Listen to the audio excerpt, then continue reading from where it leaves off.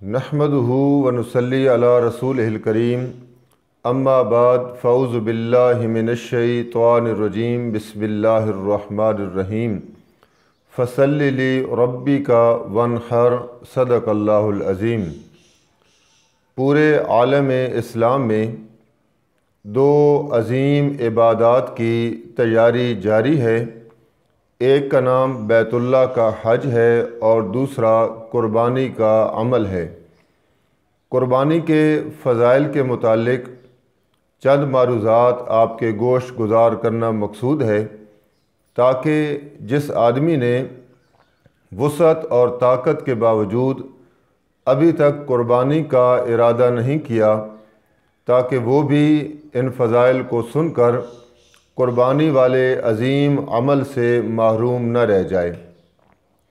ام المومنین سیدہ عائشہ رضی اللہ تعالی عنہا سے روایت ہے، نبی کریم صلی اللہ علیہ وسلم نے فرمایا، ذی الحجہ کی 10 تاریخ کو جتنے بھی نیک اعمال انسان کر لے، اللہ تعالیٰ کی نظر میں خون بہانے والا، قربانی کے جانور کا خون بہانے والا جو عمل ہے یہ زیادہ پسندیدہ اور محبوب ہے۔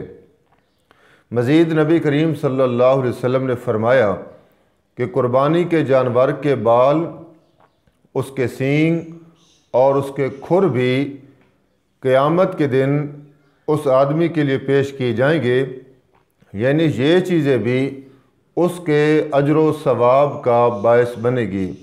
اسی طرح حضرت زید بن ارقم رضی اللہ تعالی عنہ سے روایت ہے کہ صحابہ کرام نے ایک دن سوال کیا، اللہ کے نبی یہ قربانی کیا ہے؟ آپ نے فرمایا، ہی سنت ابیکم ابراہیم، یہ تمہارے بابا ابراہیم علیہ السلام کی سنت ہے۔ صحابہ نے پوچھا، یا رسول اللہ اس میں ہمارے لیے کیا اجر ہے؟ آپ نے فرمایا کہ تمہیں ہر بال کے بدلے نیکی عطا کی جائے گی، ہر بال کے بدلے ایک نیکی تمہارے نام اعمال میں لکھ دی جائے گی۔ اندازہ لگائیں کہ کتنا اجر و ثواب ہے قربانی کا۔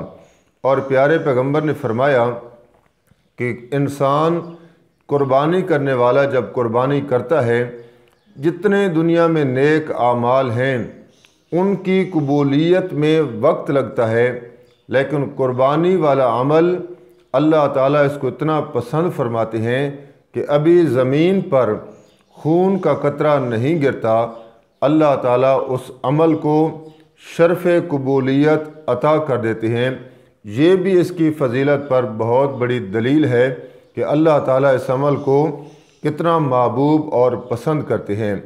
پھر حضرت عبداللہ ابن عمر رضی اللہ تعالی عنہ سے روایت آتی ہے کہ نبی کریم صلی اللہ علیہ وسلم 10 سال مدینہ منورہ میں رہے اور آپ نے مسلسل بلا ناغہ آپ نے ہر سال قربانی کا فریضہ سر انجام دیا۔ اس سے بھی اندازہ لگائیں کہ قربانی آپ صلی اللہ علیہ وسلم کی نظر میں کتنی اہمیت کی حامل ہے اور کتنا آپ نے اس کو پسند فرمایا ہے۔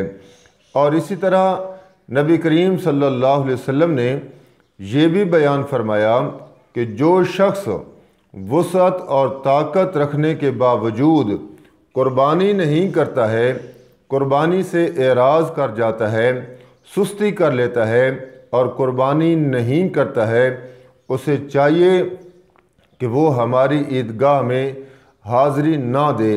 یہ نفرت کا اظہار ہے سامعین ذی وقار کہ طاقت رکھنے کے باوجود قربانی نہ کرنا گویا کہ نبی کریم صلی اللہ علیہ وسلم کو ناراض کرنا ہے، آپ کی سنت سے منہ موڑنا ہے۔ اس لیے متعدد فضائل ملتے ہیں احادیث مبارکہ میں اور قرآن میں اس کا حکم آیا ہے، فَصَلِّ لِرَبِّكَ وَانْحَرْ، میرا پیغمبر نماز پڑھا کیجئے اپنے رب کے لیے اور قربانی کیا کیجئے۔